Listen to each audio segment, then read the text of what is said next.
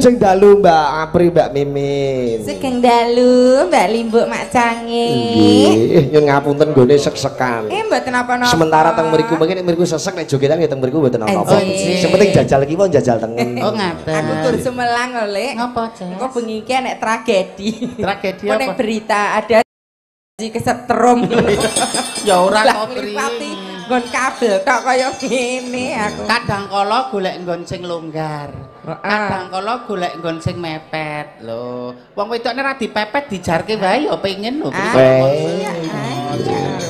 Ya mung kadang kala wong wedok ki arep ngetokke guneman ki kadang kala jek nganggo pekewo ngono. Nek wong lanang nek karep ayo mbokmu langsung lah tancap gas. Ayo mah langsung. Sore ngombe jamu kuat ngono wis wong wedok wis tanggap sasmine wong wedok ki direwangi glibetan ngono kadang kala piyai kakung wis ra mudeng. Oh, ngoten nggih. Iji nek wong wedok ngen kula mriku nek piyai Pati mriki piyai Sinoman mboten, piyai mriki mboten. Mboten apa? Mboten beda. Menika sowan wonten dalemipun Mbak Lipah. Mbak Lipah. Matur sembahan. Bose rasa. Bu Lipah menika ngetakaken Kang Putra Mas Alvino. Iki supitan tetakan. Heeh. Kowe dhisik ya ditetaki to, Lek? Ya ora kowe tok ya aku ya dikerik tok to priyong jenenge. Kerik ojae. Sing dikerik iki kene lho godhae lho. Ya Allah to Mbak Imah kok guyu apa rung tau mudeng ya Mbak Imah ki. Nek wong wedok sejati ya mung dikerik kunir ngono nggo perlambang. Oh. Tak kira laos po jae. Menika lak mengaten to Mbak Apri, Mbak Mimin. Piyayi Pati mriki sebagian sampun kathah ingkang pirsa jenengan ing sebagian nggih dereng pirsa. Endi to sing Mbak Apri, endi to sing Mbak Mimin.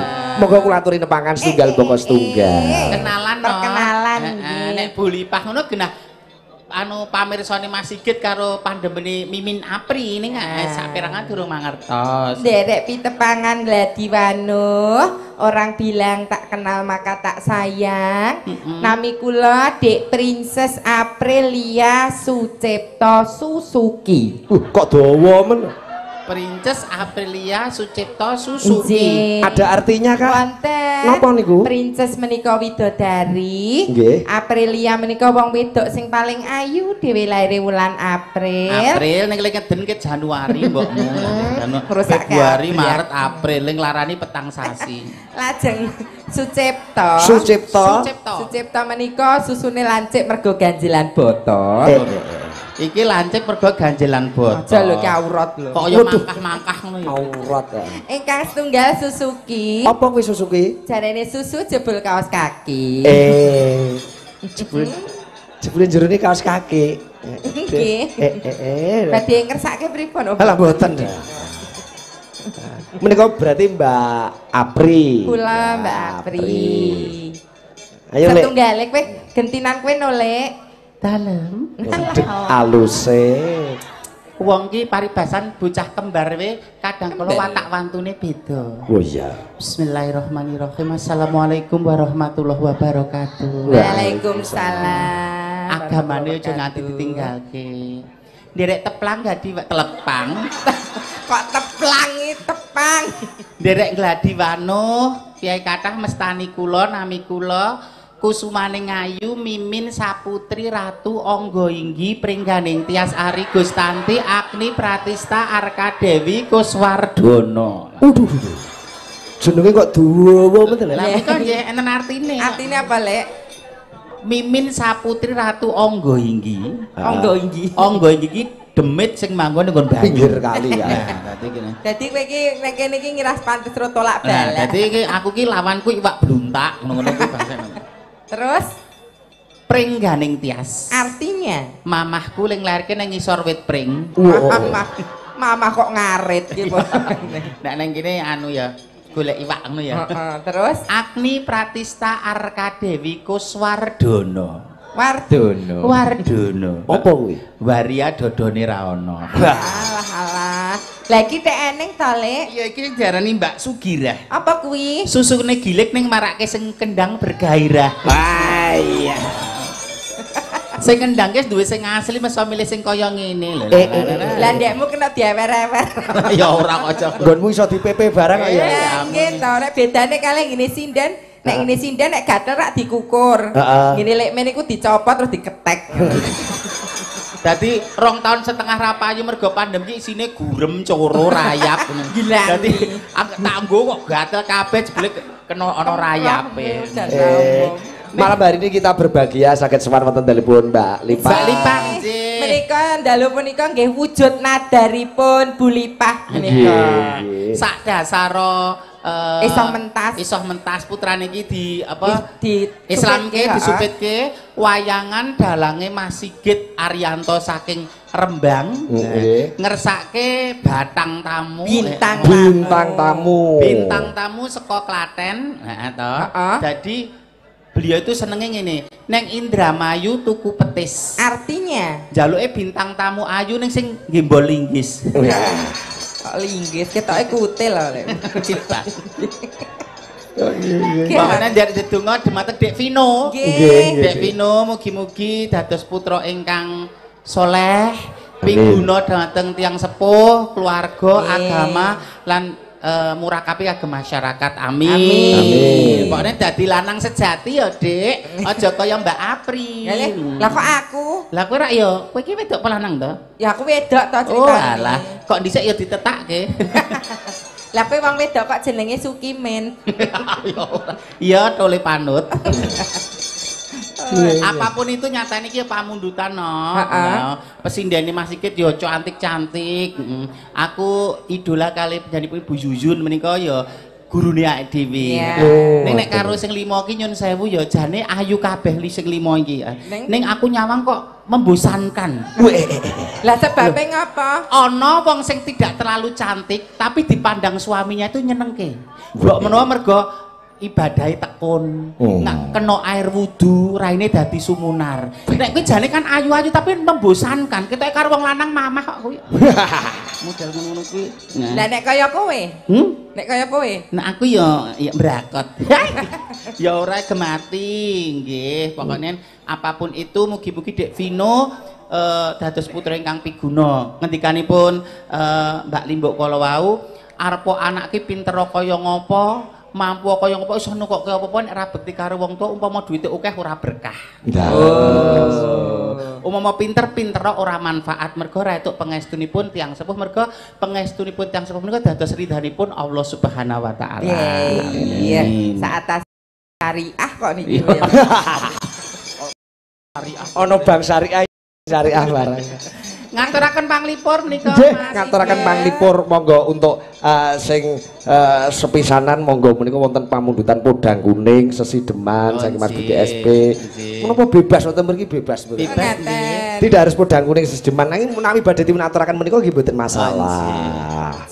Ingkang baku dipun bawani langkung rumiyin supaya penonton menika pirsa ternyata suarane Mbak Apri luar biasa, suarane Mbak Mimin nggih hebat. Becik anjing. Mbok sing kendang niku ora mate kula mawon sing kendang jaipong niku lho. Lah ngapa ta? Lah nyawang aku ora yo ganggu konsentrasi. Aku nyawang sing ngendang ki langsung rahimku anget iki. Iya yo aku yo gumun yo. Apa wis wayahe dibuahi ya. Tak buahi kene. Dalang kok sangune baik. Lah wingi dirubung kewan nganti gosong kabeh. Kan lokasine ra mesti to Pri, mbok ning kebon apa ning lapangan. Iki ayangku nintinge slendro ki lho. Slendro songo. Heeh. Bestiku. Iya. Sesideman. Sesideman. Nggih.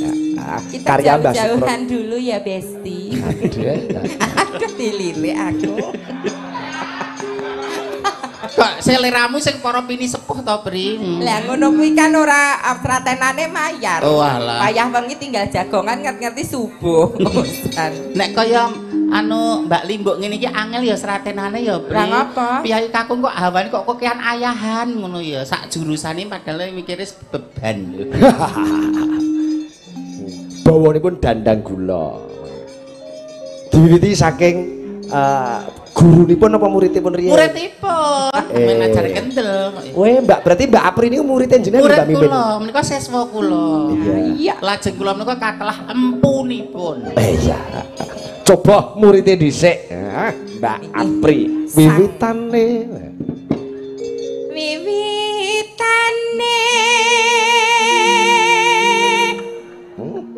Handerek sang pekek. Sing bener ya Mbak Apri iki nderek sang pekek. Lah pripun? Ora kaya Ima ndek iki ya. Pripun? Nderek sang pekok. Ngono ya. Lek men saya kleru, sang kepek ngono. Saya lenggah kene iki bapak-bapak kene ngene kok ngene iki. Sing suarane apik kuwi agek bar nyuwara ki ketoke suarane apik wonge ayu kuwi lanang ngono kuwi malah. Bapak-bapak ngene tenan bapak sing wonge ayu suarane apik kuwi malah lanang ngono kuwi. Bapak-bapak kok aku nek kon pring dilincip itu Mbak cucukan ya wedi sok ilatku ning kono dikethok. Lah nek kowe dirasani apa? Nek ki sing dhuwur ki rapate ayu ning nek dadi nggo pranakan apik. Lah iya. Jane wadahe bayi ana lho wonge mbokne elek bapakne rapate ganteng ning bocahe bagus-bagus resik-resik putih-putih mergo wadahe bayi. Lah kowe iki gelem meteng ngono metune jaran sak andonge ya elek. Ayo apri sekali. Ombo men bayi. Wong metu 3 kiloe jahitan 18 kok metu jaran rak ya. Kowe iki ra umume wong. Bekakasku rak ya murat marit. lah. Metu ah. Saya 3 kiloe rekoso le ngeden setugel wengi kok metu jaran. Nek ngomong katon. Priya bagas kang olah budaya. Kula wae dikritik kalih Mbak Ima. Mbak Ima niku ketoke meneng jebolane piyai lambene anu nggih rada nyun sewu rada landhep. Walah landhep ki nek omong walah. Lah ngapa ta? Mimin ki dandanke jam 7 ket bar ngisak kok anu marake raine pucet ngoten nganggo lipstik abang ngoten. Oh ya Mbak aku ya menghargai wong mriku gawane kotak Pak Sigit ya. Iya, nganggo lipstik abang. Nganggo abang kok malah kaya bar mangan pitik urip aku ki ngono. Nek kowe kok iso patut kok aku beda ya mrene lambeku lho. Sing salah iki nek nggon. Ha, iki lho. Nek nggon arep muni congor kok wong tuwa. Lambeku hawane kok cemokot kene ya. Aku yo gumun aku ngomong aku ora ayu ning kok akeh piyai kakung wong lanang do kesengsem ki aku ya gumun aku ngono. Itu namanya inner beauty. Nah, inilah kecantikan dari dalam. Nah, rupa pomone kulitane ireng iso diselepke ning salon dadi putih, atau pomone lambene ireng dilipeni dadi apik. Ning yang tidak bisa dimiliki itu adalah nek wong lanang karisma, nek wong wedok ki inner beauty. Angel lho golek wong wedok temungkak ngene iki. Karo gurune kok wani. Pun kan sedya den operan nemoni apa kowe. Iya. Iki guru maestro sang apa? Sang Dwija. Lantute sing sangseng. Sowan menyang kutha gedhe.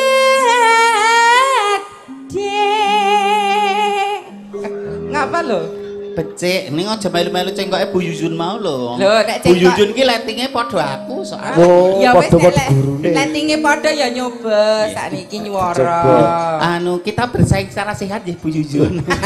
Tidak saling menjatuhkan kuwi diarani partner. Umpami wonten panggung menika ingkang pikantuk fans kathah panjenengan aku ya ora runtik. Wondene suara kula dalu niku langkung saya timbang panjenengan penyanyi ya ora pareng kuciwa. Jenenge partner nyambut gawe mbok menawa pas dalu menika penyanyi lagi serak.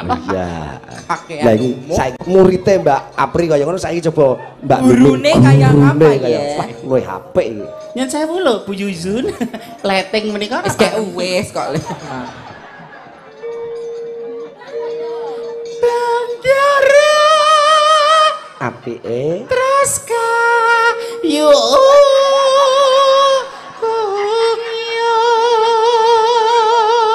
cengkak ya cengkak. Kenesnya pun kados Bu Yuyun menika ning punya karakter sendiri rodok serak. Mempunyai khas. Lah aku nek letterlek ra iso bedake di Bu Yuyun di Mimin ra jeneng ngoten to. Khasian. Cengkak ya, cengkak lho, dia dicengkak. Selendang kuning. Lho. Kok kalau menjinge muntir iki piye to? Kuning. Nah, suarane ning gulu-guri. Ning gulu-guri. Selendang kuning. Wah. Kang saking bukit atraksi bar. Wah, elok. Njen kudu inovasi no. Lah iki sindian penyiar niku anu ayu-ayune gerbegegeg piye. Nek kaya ya si mau becek ning kepunjulen kemajon. Kabeh kok dicacat ki nek lho iki. Lho piye to? Ayu etuk ning aja kemayu. Pinter etuk ning aja keminter. Sugih ya etuk ning aja semugih. Sesuatu yang berlebihan kira etuk. Mergo kuwi wong wedok polahe saya maaf nyonjo, tidak indah tapi malah menggoda. Tidak indah tapi menggoda malah ketok murahan. Aku ora pernah ngono kuwi. Nyon sewu ya Mas, aku lho nek wong lanang tulus seneng karo dhewe, rasa dhewe nggodha rasa dengan body language sing nyon sewu menjijikkan kok meneh ngono ki ya. Nek Mbak Yosima ora, mung kepunjulen sithik. Nyon sewu lho Mbak menika, nyon sewu lho menika. Nggih guru. Ora tau ngono kuwi. Aku ya ora tau no. Nek grup olah ngene nek mending melakukan aku. Alah. Olah basa. Malah melakukan. Suara kurang permana. Iya. Dadi cengkoke ora berlebihan ning mengena. Wah, mengena telak Mas. Telake muntir. Masih ganti senengane lho mau kritik terus. Tak alem ngono kok iya. Ning wasis ngungro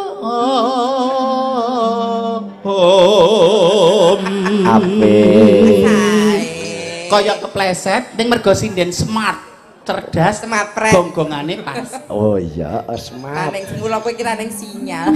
Ayo nak kowe ajar kendel kok ndak ndarani. Iya. Angungro marang bendara tiah sules tiah pijer ngincangake alis pri ning aja suket godhong aja anu lho iki Mas ana sing rasan sama pas anu Bu Sigit ki ra iso nderekke ngono to Pama Pak Dian pas ra iso nderekke ngono Mimin ki pama kon jilbaban ya persis kaya Budian ya ora oleh iki pama ngono ya kowe jilbaban ra oleh lah ngopo lanang kok jilbaban nek kudu ngantok ngono ya itu ra itu iya sarung kowe iki sarungan maksudku nek beliau kan berjilbab karena syariat menutup aurat aku karepku nggo nutupi kala menjing ngono lho nek dadi nek tergantung niate kok ya nek niate kleru wis kleru ya Jas berjilbab untuk menutup aurat kuwi becik berjilbab nggo nutupi uwan kuwi sudok niate wis sudah wis beda oh lah ganjar kaya nyambut gawe dadi yoga nggo ngopeni keluarga anak bojo berkah Nah ini dadi yoga diwangi melek ngantek jam 4 esuk ngopeni demenan kuwi kleru. Nah. Golek duit diwangi mulai esuk, diwangi bengi, diwangi golek iwak dadi nelayan, dadi petani, nggo nyekolahke anak men dadi pinter, dilepondokke pesantren berarti hebat. Ning diwangi mulai bengi terus bendina dinggo main, dinggo mabuk, dinggo lah otuk, dinggo apa-apa kuwi kleru. Mula ditku turah-turah ngene iki tak nggo apa? Tak nggo ngopeni bojone kancane. Ya ora. Iya. Ya itu. Kayak le seneng kowe iki bangsane apa ya, Le? Ya menungso apa gendruwo ngono kok. Ayo nak. Terus tresno sesi damai. Spesial kagem Bulipa ugi warga Sinoman mriki nggih.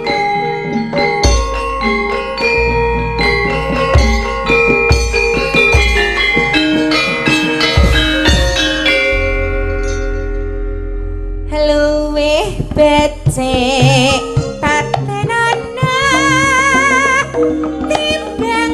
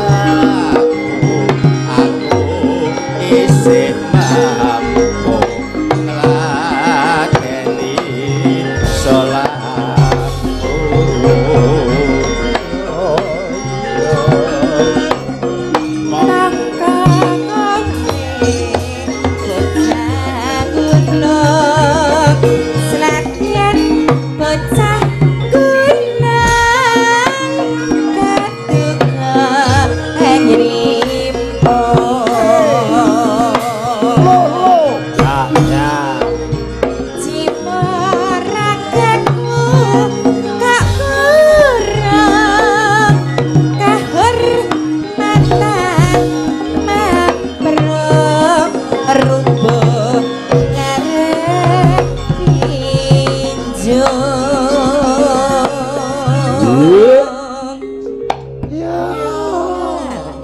Engko kontrole kae digeser pet kirine, tripote genti jejere tripod kono.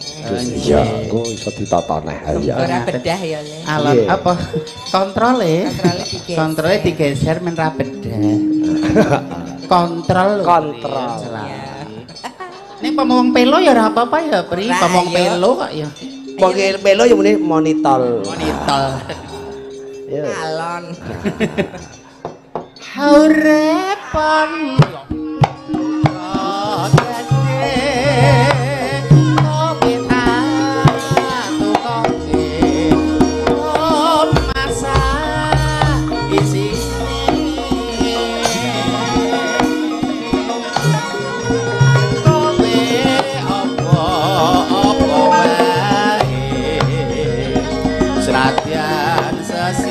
depan kita wujud Itu yang bersama Cak Indra. Ya. Duo sinden Apri Mimin.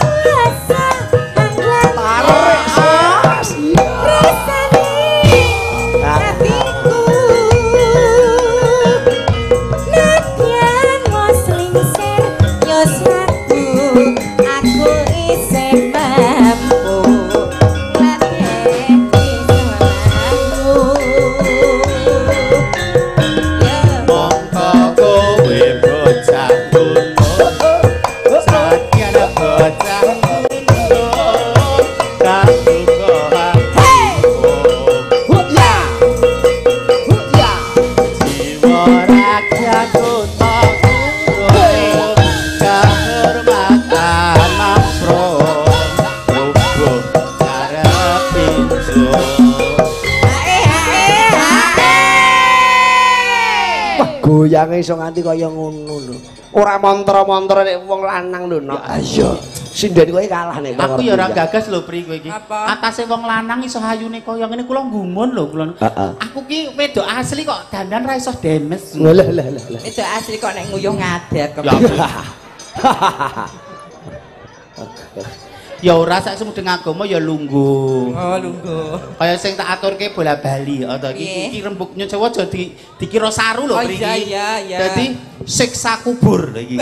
Siksa kubur sing paling abot. Heeh. Kuwi siji siksane wong sing duwe utang ora gelem nyaur. Nah, wong duwe utang ora gelem nyaur. Mula nek ana kematian kae mesti yang masih berhutang mohon hubungi keluarga. Nah, nomor loro siksane wong nek nguyuh ora diresiki. Pihak malik gini wong lanang nek nguyuh mung dikupat kapitke ora diresiki kuwi siksa kubur. Lho tenan lho iki ngapa lho iki hukum kok disampaikan lho. Dasane iki ora patapit ngono lho. Lah ngopo? Seblak-seblak. Kuwi siksa mono wong lanang nyun sewu nek iso golek kamar mandi apa kalen apa-apa nganggo batu boleh. Minimal godhong. Batu boleh. Godhong jati. Nah, lho gatele.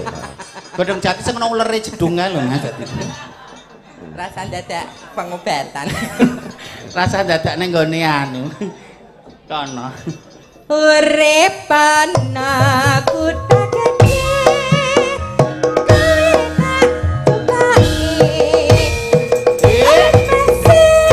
Tepuk ganda. Tepuk tunggal. Tepuk tangan.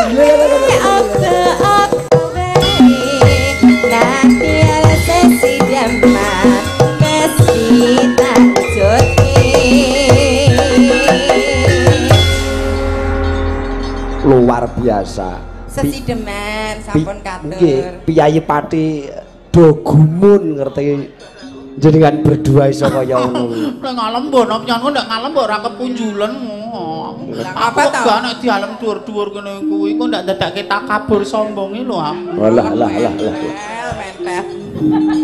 Apa-apa nek berlebihan aku dialem terlalu tinggi ya enggak mau nanti nek jatuh ndak terlalu sakit. Nggih. Nah, tapi nyatane jenengan Adianto mun STW gitu, setengah tuwa. Ning nyatane se gaul katitik rambutnya ya disemir. Mah kaya kucing bangtel. Ya ampun. Nek semiranu boleh ceh, nek semir apa coklat apa merah gitu boleh. Oh nggih. Nek hitam tidak disarankan lho. Oh malah nek direng tidak disarankan. Nggih, niku mboten etuk, nek padahal nggo nutupi wan dan sebagainya niku mboten pareng. Coklat apa merah atau apa enggak apa-apa. Tek mah mudeng ae. Ya mudeng aku jenenge wong ya sinau, buka kitab. Kitab nopo? Akar ngomong kitab kuning kok mah nerjemahke ra iso. Lah kira ning kitab ribbon. Piyayi mriki niki minded ketoprak, minded wayang ning alhamdulillah kula kalih Dek Apri ya ditampa sak gatuk-gatipun sak kamat-kamatipun. Sak atase kowe lho, Le. Mong apa tilas pengamen lho. Saiki iso dadi kaya ngono ora bangga, ora mongkok rasamu. Berarti mungkin bisa diceritakan masa lalu Mbak Apri dan Mbak Mimin sehingga bisa memberi spirit konco-konco warga Pati. Kesuksesan itu jalannya tidak spontanitas, tidak ujuk-ujuk, nek ada prosesnya. Mbak Ngapa kok dan nangis ki? Aku nak nyeritake masa lalu kuwi zaman aku tetek ning dalan. Zaman aku nyegati sopir truk. Ana sing mandek ngersake, ana sing mandek mung ngidoni aku tok. Perjuang. Perjuangan. Ning justru iki plus minus. Oh, aku kok didoni, aku kok diece. Berarti supaya nek aku ora diece, supaya aku gak dicaci maki, gak dicemuk. Oh, piye budidaya? Lho, dadi cambuk. Menjadikan motivasi. Heeh, pare basen, oh, mung anake ku ya sekolah mung lulusan SD kan dadi apa? Kadang kala dicemuk ngono. Tapi piye carane budidaya menjadi sukses? Sewu dalan kanggo langkah-langkah ini yang perlu Anda sampaikan supaya masyarakat sini bisa nyontoh sampai. Zaman kowe ngamen dhisik piye critakno? Nek aku dhisik ngene. Waktu saya sempat klokro. Saya menganggap hidup saya gagal. Ya Allah kok uripku gagal kaya ngene. Tapi saya terus niat, seandainya hidup saya gagal, saya walaupun sedikit pengen bermanfaat untuk keluarga. Nah, mungkin karena niatan itu Gusti Allah memberi jalan dan kudu tetap ikhtiar. Pertama ngamen turut dalan. Areane ngendi ta, Le? Aku. Areale nek ngalor ya tekan Semarang. Nek ngetan tekan Sragen ngono kuwi. Turut bis-bis ngono. Turut bis terus ning kampung pasar. Nek ning pasar ki setelah jam 12. Karena masih pagi sampai jam 11 itu masih ada Satpol PP. Oh, garukan. Jadi kita mesti ditangkap Satpol PP, golek lenane Satpol PP. Iya ya Allah, enek icik-iciki ya kudu dipraktekke. Alah Mas, ketok prabotku. Alah. Zaman biyen nggo icik-icik wonten niku. Nggih, kudu dipraktekke dong. Dhisik zaman ngamen ki kaya ngopo. Allah ya ora kudu dipraktekke to, Pri. Ya ora apa-apa jenenge apa flashback ngono lho. Nah, flashback. Tadi malam aku mimpi kawin penghulunya Tuan Ibrahim indahnya indahnya mesranya mesranya tadi malam aku mimpi kawin dhisik kuwi nganggo celana cekak ngono ya. Ngagem celana dhisik kan ya kula ya mulus banget to jenenge prawan kencur ya mulus resik ning kok panen iki. Panen kirek-kireke ngetut ke aku. Nek wong kan gila. Tapi itu proses. Tur aku ki nek dikek dhuwit biasane nek dikek dhuwit langsung lunga to. Aku dikek dhuwit ngono ki ora langsung lunga. Tapi aku menyelesaikan lagu. Oh, lagunya pamane toel. Sukanya toel. Nempel maunya nempel cowok zaman sekarang memang susah dipercaya. Malah baung iki piye to? Itu lagu zaman dhisik aku sing mengantarkanku. Tunggu gak ngerti krungu swara semirilan prit. Menek wit pelem nek krungu sempritan. Wong urip gak wedine karo sempritan. Iya, tapi itu kan masa lalu. Alhamdulillah saiki ora sombong ora takabur Pak Sigit. Panjenengan mirsani ki Mbak, aku ora sombong ora takabur ra umuk. Karena nek sombong takabur umuk menghancurkan. Mas komplit. Gelang utuh. Iya. Mobil papat. Alphard sing luar kota. Alphard ki Mas luar kota. Brio gur nek dinggo ning pasar. Pajero rada dhuwur. Ku ya kala-kala nek nggo anjang sana. Tamasya. Ambulan mboten gadah. ora duwe. Mboten duwe ambulan. Gadahe Alphard. Ning dhuwur enten lampune abang. Ku ya ambulan ku ya. Ning apapun itu ya alhamdulillah niki Mimin sombong mboten. Mboten. Mbak Yosi kula tekoni, Mbak pandemi 2 tahun setengah piye ya Allah Mbak Mimin, kalungku tak dol. Gelangku tak dol. Ora apa-apa sabar Mbak, dhisik iso tuku kalung gelang mergo sinden. Saiki didol sik ndek duit tuku meneh. Iya. Mbak Ima ya tak tekoni ngono. Mbak Mimin kulkas ning omah lemari kulkas apa wis katut ora masalah. Ning kula ya ki, Lah kowe adol apa? aku jek butuh no. Prabot omah cek utuh. Utuh lemari utuh. Berarti Kulkas utuh, TV komplit. dodolan apa? Adol lawak. Hei. Ya ora pareng ngono kuwi kok. Gor kulit ra itu. Gur kulit nek ora sing sah ya ora oleh. Gor kulit dak kulit kesenggal wong lanang nek ra itu. Oh ya nek lanang ro lanang ya ora. Semokrim kok. Lah cerita kowe gak gresik. Kesenggal tukang son ngono ra apa ra itu. Ya Allah. Mas, golekno gron setrum. Ya rak nek iso aja Kak, ndak iman-iman seduluran. Iya. Ning nek pengen tenan yo tak tempili, Mas. Alah. Tanduk satu kali lagi nggih bar iki dadi sinda-sinda kula. Kenapa menika? Monggo manut jenengan Mbak Apri mawon. Sing nganggo goyang apik ngono lho, Nok. Apa ngono manut? Ha iya. Ya wis sing sragenan. Oh sing seragenan. Langsung menapa mawi bawa. Bawa ora ketang cendhek nggih. Pelok napa slendro? Pelok pas slendro. Liwung mangke dipun lawung dipun aturaken. Oh, permintaane Dek. Sapa sing disupirke? Dek Vino. Heeh. Dek Vino. Dek Vino. Halo Dek Vino niki. Ya Allah, bagus. Joko Tingkir. Oh ya. Joko Tingkir. Mbah melusun kae. Mbah karo putune kok ora rukun. Le nembung kowe iki lho, Le. Nggih. Joko Tingkir Pak De. Kok Pak De Budi kok Pak. Joko Tingkir ngombe cawet. Rp5 nggih limong. Bawa? Nggih bawa bebas bawanipun. Menika wonten pamundutan menika Mak Cangi. Wonten pamundutan. Oh. Nyo diwaca. Anjir. Saking Bulipah nyuwun lagu Liwung lali janjine caping Gunung Jenggleng nyidam sari bawa kabeh Mbak Mimin. Lah ya kowe kabeh lho kowe tandangono dhewe. Bulipah ki paham. Nek sing mumpuni sing bakoh suarane ki aku. Iya temen Mimin. Lah mula iki digawa Lah nggih. Nek Apri rak mung dienggo patut-patut nggo kebak-kebak Ah, panggung. wis nyo gandeng ki permintaan lagu Jiro Lupatmo tandangono dhewe. Iya, matur nuwun. Ning gandeng aku ki kaya aturku aku wonge ora serakah. Iya. Iki engko dite didum karo sinden terus ditandangi bareng-bareng.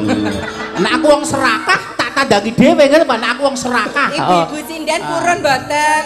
Mboten. Aku wong ora serakah, Mbak. Nek aku serakah iki tak gembalke kene. Dinggo 3 sasi tak nggo suntik kabeh. Alah. Kowe iki ora disunteki ora iso meteng kok suntik kabeh. Lah kowe njagani nek dicegat wong ning Lah niki pun meteng petang sasi kok. Lho. Saestu. Lah kok metenge saya cilik. Lah niki sikile bayine pun metu. Iki bekakas. Mosok bayine sing metu kok gur sikile tok. Calon dalang ketoke men ngeprak ngeten pinter ning gitu. Sikile wis ngeten. Ngeprake munggah-munggah ngeten. Lazim. Ngejak dolanan mbokne kan. Njaluk dililing kan. Kayak pengen tak gecek ngono lho kowe. Agak petang sasi kon njaluk dililing ora pareng rewel ya.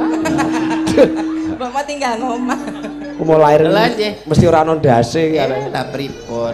Le wong lali janjine caping Gunung Jegleng Ngidam Sari kalih Mbak Mimin Mbak Apri. Menapa riyen menika? Manut jenengan lali janjine nggih mboten napa-napa. Apa caping Gunung Jegleng? Caping Gunung Jegleng riyen. Nah, sik slendro Pak Pit. Nah. Besti, slendro besti. Slendro songo. Caping Gunung Jegleng. Ya gone umure jek 23 kabeh ya Pri. Kandhani. Gandeng aku ki sayang mbek kowe tak ewaki. Aku sing bawa, sliraimu sing jenggleng. Sliramu kok sliraimu. Oh nggih. Ora raimu. Didik sing jenggleng ya. Saben bengi nyawa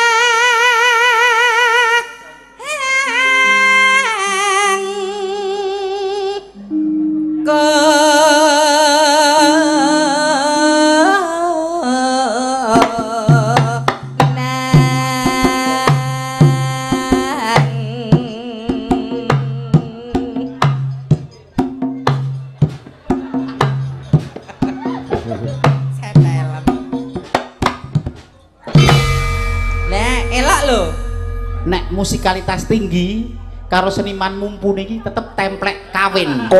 Kawin. Mbok berkemistri ngono ta kok kawin. Musike karo lek ngumbul ki padha, plek templek. Keplakane kendang Mas Gapuk pripun? Mas Gapuk piyane cilik ning wantep. Biasane nek wong cilik ngono kuwi anune gedhe. Kemampuane, jangkauane, harapane. Apal sak dene kan. Kok ya jelaske. Nek sing gedhe ngono ki malah biasane awake gedhe biasane cilik. Apa nih? Jangkae, mergo kabotan pupu ki lho lar mlangkah. Kabotan weteng. Cilik atine. Cilik atine. Gampang ternyuh, mata yuyu. Kaya sing jedor ngono ki gampang ternyuh. Cilik. Pincen mripate brebes terus. Cilik jarene aku yo. Yen memajang hamong karo janur kuning. Kompak ya, Nak. Yuk. Lah piye geser lah yo. Kok owah kok. Madul-madul kabeh. Ya Allah. Bintang kamu kodong ora piyah. Kenur. Kenur. Wis apa wis. Semen susuku ya men jalan-jalan men tamasi mesake. Susu kok tekan kelek. Wis men. Jalan-jalan men seneng mosok ya juragane anu nyambut gawe, jak nyambut gawe. Pengen jalan-jalan. Jalan-jalan nang kono. Mas pengen dolan rono ki, Mas. Alah. Pengen dolan. Nyedak sing ngendang kok. Pengen dolan. Iki pengen bahagiai Mas. Mas. Lah nek lambe dipakani vitamin C apa dipakani buah gelem. Lah iki anu njaluk sing ngendang jae bongo iki pengen tamasi iki Mas.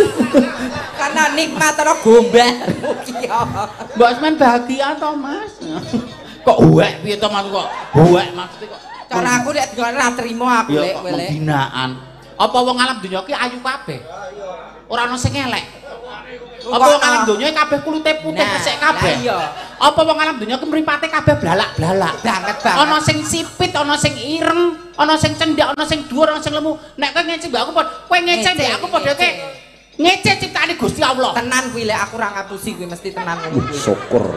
Donyane kabeh kon resik putih kabeh. Kabeh kon pegawe. Ra iso. Nek kabeh pegawe sing dadi nelayan sapa? Sing dadi patani sapa? Sing dadi pesindian sapa? Lah kabeh kon ayu nek kabeh ayu putih wedak ora payu. Wah. Lipen ora payu. Mangsane salon tutup. Nah. Wis. Anggepmu apa? Banget menika. Oh iya. Padake batang lho lek. Kok nyama aku mukok-mukok ki maksudmu apa? Maksudmu apa? Apa rumangsa nek mimin ki lelet ing donya? Heeh. Mikira Mas, ngono ki mikira. Bagus to ya saiki. 35 munggah bumbuan.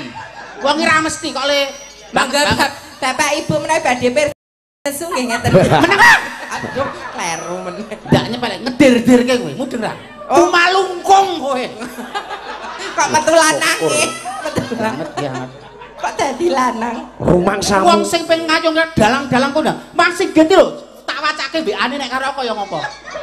Kowe tak tampik mergo aku menghargai garwane, menghargai relationship kita. Kok karo kono gar diam-diam. Kok menungso kok malah wek maksudnya apa aku? Maksane apa? Aku sarene dindai bulipah kon nglipur warga kene. Saking ayuku. Bahasa aku yo. Apa? Kan ngomong anu ababku bacin. Heeh. Ya kuwi lek mau ngono. Kowe ngerti ra? Nek gandane abape wong kulino poso, kuwi sok ning kono gandane ning akhirat kaya minyak kasturi. Wah. Ning nek wong kulino lambene ku nggo nglenengi tangga, ngelelek bojo, ngelelek marotua, ya kuwi bar lambene sok elek, bosok. Ning nek aku minyak kasturi. Bintang tamu kok padake batang. Mula timbangane ngenteni besok nyangono saiki ae. Anu. Aja tak baleni lho. Ngono kuwi iki jenenge pendekatan. Nek wong lanang kan ngono kuwi ngelok-ngelokke. Ning asline kan dikarep. Pengen. Dikarep ta critane. Nek tok baleni meneh, aku atiku ati jembar segara. Karo bintang tamu liyane monggo. Ning, ayo golek nggon. Alah, golek nggon padu. Macem-macem. Ngeten ditatar Pak Sigit, Pak ditatar. Iku tak kandhanane. Dadi nyen ngrekrut sinden, ngrekrut yoga karya utama. Kemampuan utama. Ning attitude ya lebih utama. Nah, kuwi penting. Lah, rungokno. Sujokno bintang tamune aku, nek liyane ora trimo. Lho niku tenan lho niku. Wong ki papak ra padha. Untung aku jek oh ya Allah kuwi sedulurku, padha-padha putune Mbah Nabi Adam. Kuwi kancaku sedulurku. Susah nggake medhunke. Kuwi nek aku. Nek dagelan liyane apa trimo dirang-rang kono. Syukur. Abape bacin, umur muka Wek ngono. Tapi asli sikatan ora sampean mau. mboten. Nek mambu minyak kasturi. Katsuri. Somben ning. Ngapa lu dijawel to? Heeh, njaluk ya maaf. Kasih ya, jawel bokong itu gabus. Lah mau kenyang 30 ya sorry. Lah biasane piro? 18,5. Lah kok malah luwih murah. Kok panjlok. Ora parang lho. Niki kanca-kanca kok aja ngantek melu-melu patrape Dik Angga. Nggih mboten bareng. Lho lek melet-melet ki lek melet-melet ki lek kowe disepelekke ki lek kok aku gal lho lek nek kowe disepelekke lek. Mas, Kowe dipeleti ki lek. rasa ngecek aku nglenganani nek aku yo rayu, aku nglenganani. Lah ora ngono carane. Pak Sigit. Piye. Kula nyon perlindungan, Pak. Santai wae. Santai. Tak lindungi ning kebun binatang sesuk ya. Jenengan penaka jejeke ngate lho. Piye lek nangis? Piye. Asik. Wong nesu ki ya nganggo tenaga. Mula aku ki pangerten to. Aku mau agek mangan soto separuh diundang Pak Sigit dadine rantek. Lah terus piye karepmu? Bu, mengki pang buntel ki ngeten iki 20, Bu. Do mulai ning Klaten. Kok nek ning dalan nglebar. Arep mampir warung ya pun tutup. Bismillahirrahmanirrahim. Nek mangan jan ketok lanang banget iki. Adape wong makem ki lungguh. Ayo bacetno no.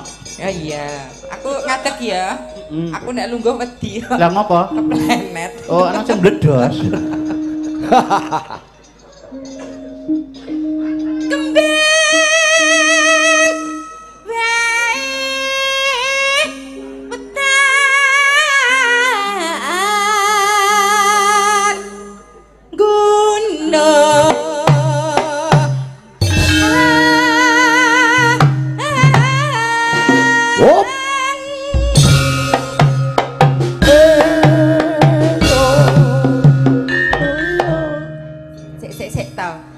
Ki kok perhatian men ro kowe ya, Lek. Iya.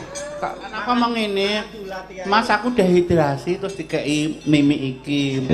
Mas aku kok menggeh-menggeh meh dikei napas buatan aku wegah. Nek kowe anyang-anyangen Lha piye to? Aku nyang-nyangan ya piye ditambani ya anu jempole dirut anu karet. tak kira prabot.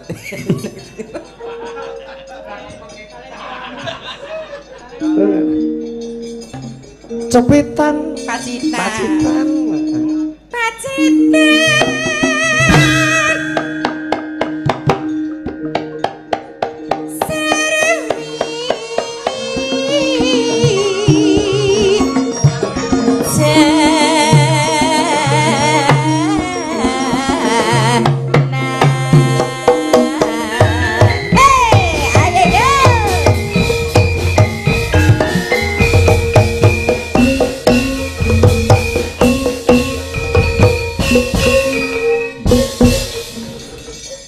nyenengke ya nak ora muring-muring kok nyenengke ora kadang kala pancen wong wedok ki apa ya kadang kala rada keras karo garwane karo putrane meluapkan perasaan meluapkan perasaan soalnya kan ini slogo ngono lho rungokno ning nek pamane ya ning kala-kala lho ora wong wedok mendina ngono nek wong lanang ndak wong lanang ora jenak ning omah ora kerasane ning omah ku ndak golek sampingan liya terus dadi wong lanang ki aja nganti pisan-pisan nglarani atine wong wedok ra itu satu tetes air mata apa kayak satu tetes air mata karena perilaku seorang lelaki 1000 dosa baginya rungokno yoga-yoga kuwi wong wedok aja pisan-pisan nglarani atine wong wedok rungokno aja natoni nek ndek senengan luwung bloko bune aku sen karo cah kae kowe nglilani apa ora ngolah bloko nah lho nek wis bloko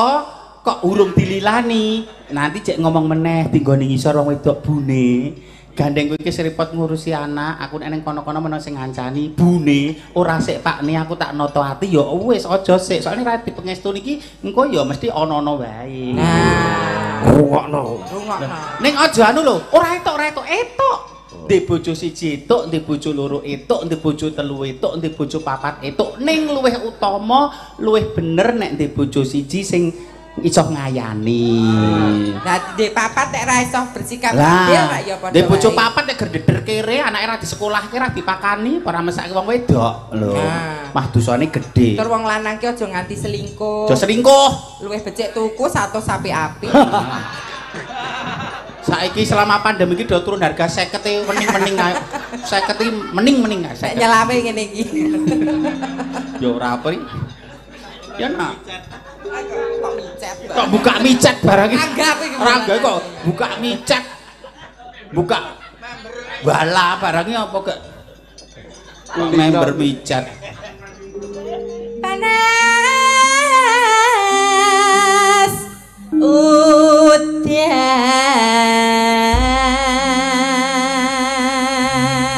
Tarian Jas. Dek Vino. Siapa sih?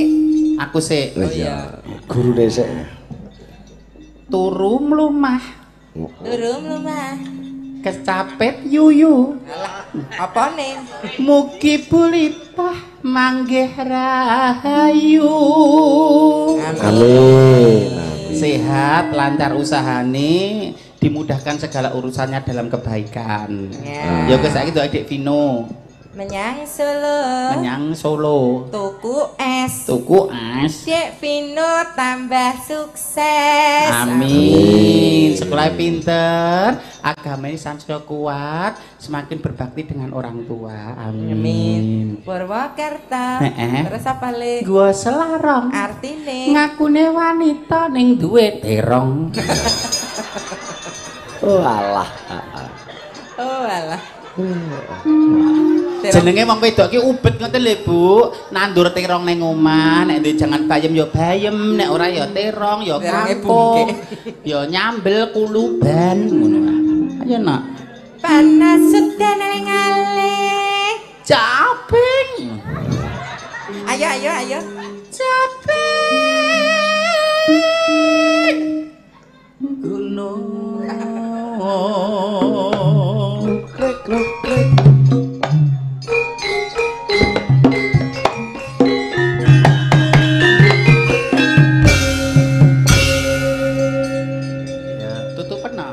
Nadyan wadan sarata Para sulit memandang suarane.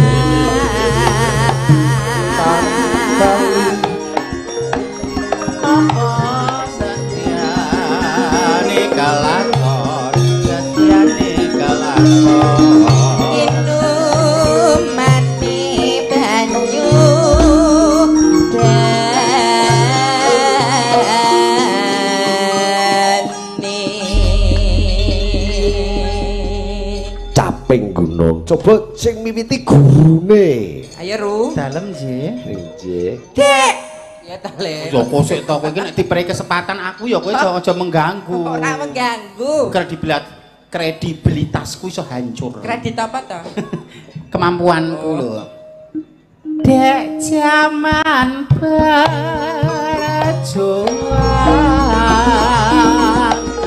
jor kelingan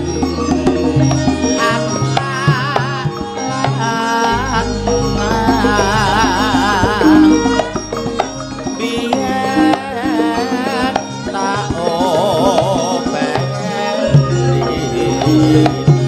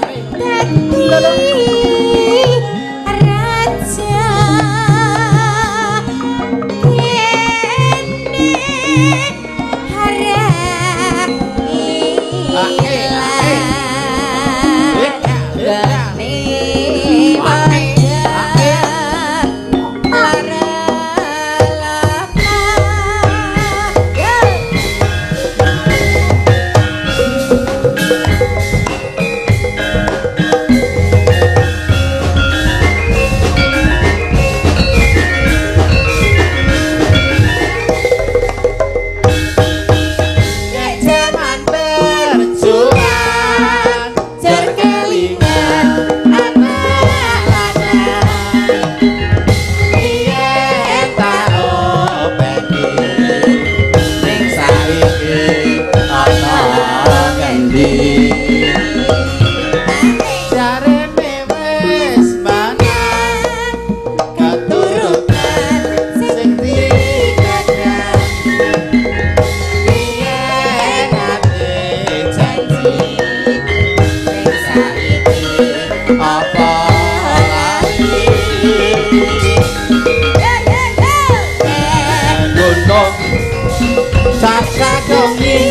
Saka jagung Bani